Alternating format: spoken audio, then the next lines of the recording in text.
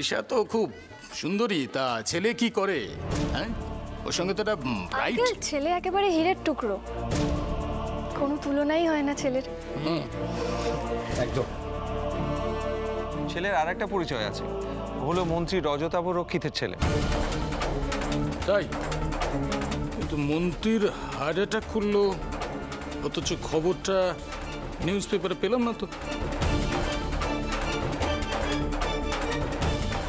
Uncle, আমরা সবাই কিন্তু এশার বিয়ে নিয়ে খুব এক্সাইটেড। মানে এত আয়োজন, এত কিছু, সব কিন্তু এশার খুশির জন্য, এশা যাতে খুশি হয়।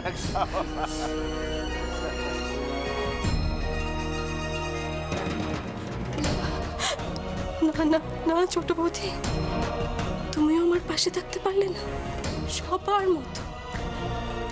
তুমিও এই বিয়েতে রাজি হয়ে গেলে? তুমি তো আমাকে প্রমিস করেছিলে না, মনে আছে? তুমি আমায় বলেছিলে একটু ভরসা রাখো এসা, আমি সব ঠিক করে দেব। রেখেছিলাম তো ছোট বৌদি, সব থেকে বেশি ভরসা আমি তোমায় করেছিলাম। কই, আমার ভাগ্য বদলাতে তো তুমি পারলে না।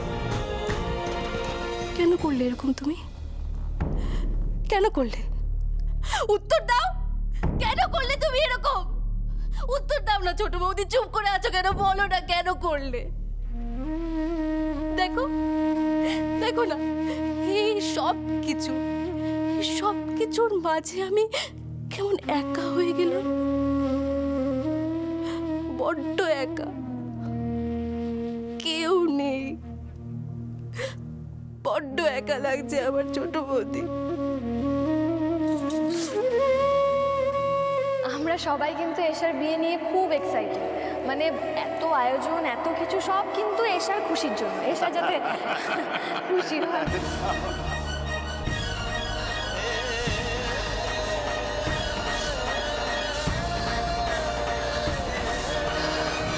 বেশ,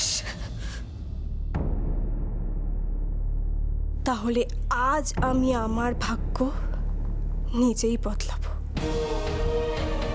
তোমার থেকে আমাকে আলাদা করার সাধ্য শুধুমাত্র আমার আছে দীপ, আর কারণ নেই। স্যার, এলইডি ফিট করা হয়ে গেছে। Thank you so much. আপনি একটু অপেক্ষা করুন, আমি আপনার পেমেন্ট করে দিচ্ছি। আচ্ছা।